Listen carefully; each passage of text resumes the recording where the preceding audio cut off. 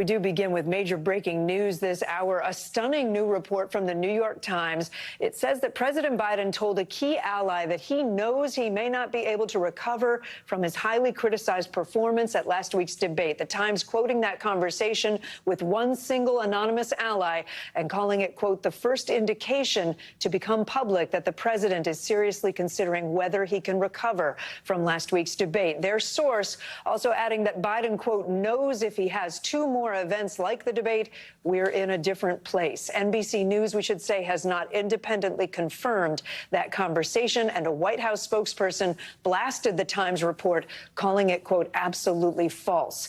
It all comes as we've learned the vice president and the president are participating in a call with their campaign team in Wilmington, Delaware. Leading us off this hour, NBC News White House correspondent Monica Alba. Monica, there's been a lot to track today. There's this explosive report from the Times, and now I know you have new information about that call that I just mentioned and what the president's been saying to staff.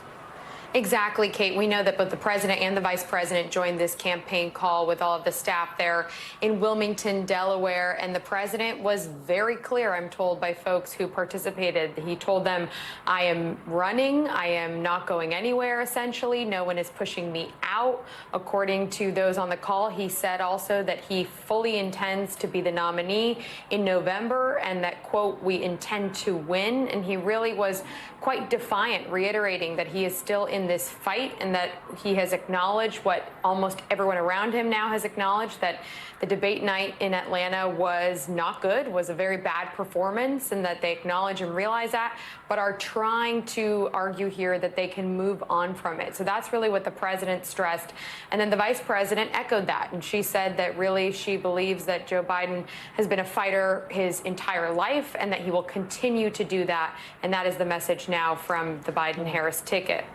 And Monica, we know separately that the president and the vice president spoke privately today over lunch. She is seen as the first person to take over the top of the ticket should Biden decide to drop out. And in one poll, she actually does better than President Biden when it comes to a head-to-head matchup against former President Trump, though it's within the margin of error. How is the vice president navigating all of this pressure, do we know, on the campaign, on the White House?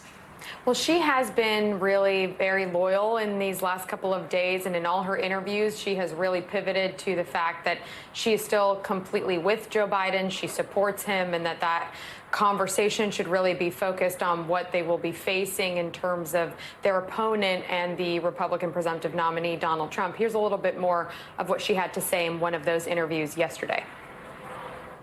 Look, Joe Biden is our nominee. We beat Trump once, and we're going to beat him again, period. Are you ready to lead the country if necessary? I am proud to be Joe Biden's running mate. The VP's message here, really, Kate, has been one in which she says she will pledge to keep fighting for the president and that is what we should expect to see from her.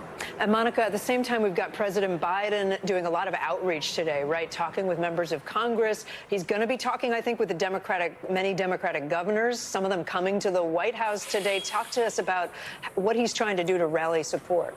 Yeah, a good number of them are going to be coming in person to hear directly from the president at the White House later this afternoon.